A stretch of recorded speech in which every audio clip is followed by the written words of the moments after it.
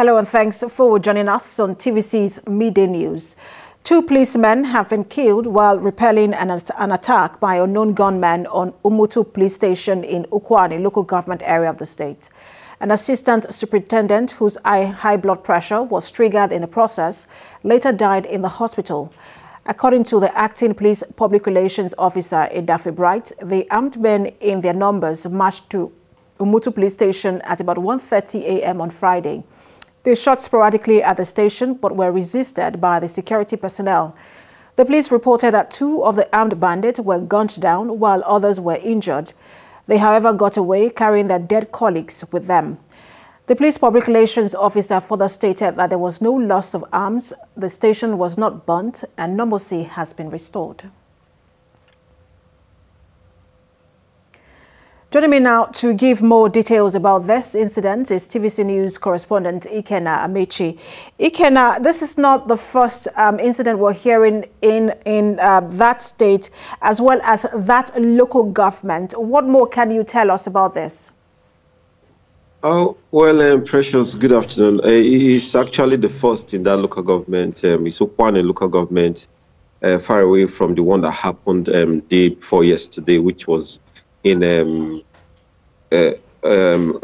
Oshimili, North Local Government area of Delta State. This one is that one was a police checkpoint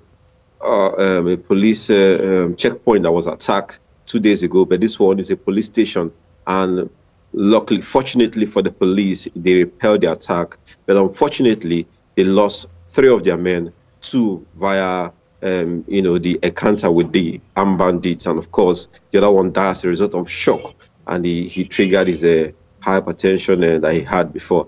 And this one is coming after the one on the Sukwe. That one was in Oshimili. That one was a Nyocha South local government area where 3 policemen were also killed in that process. So in this month, only 7 policemen has died by this armed as a result of attack on their facility and on their on their posts. Of course, the police are actually investigating, but they have not actually come up with anybody or any particular group that has a claim responsibility for these attacks on the police. But what the police has actually done is to ensure that they are prepared, which actually showed in this repelling of this latest hoodlum that attacked their posts. Precious. Absolutely, Kenna, you're right. The first one was in Anyocha, not Ukwani. Thanks for that. But what sort of mobilization are you seeing now in Delta State to ensure that there is a level of protection for not just the police stations but critical infrastructure?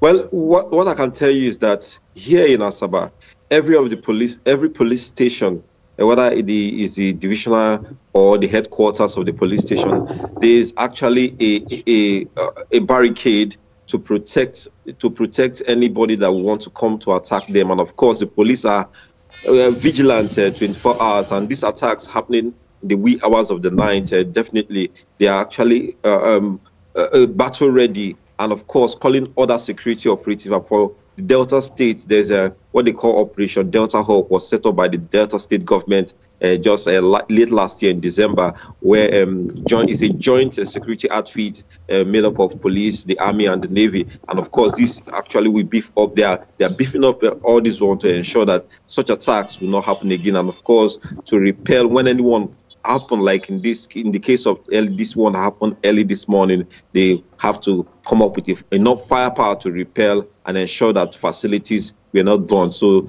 that's what happened today. But unfortunately for the police, they lost 3 of their men.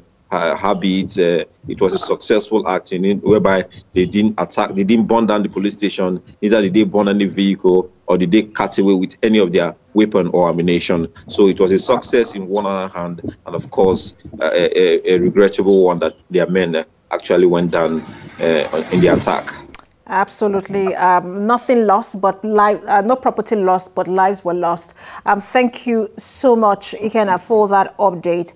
Our correspondent Ikenna Amaechi live for us in Delta State.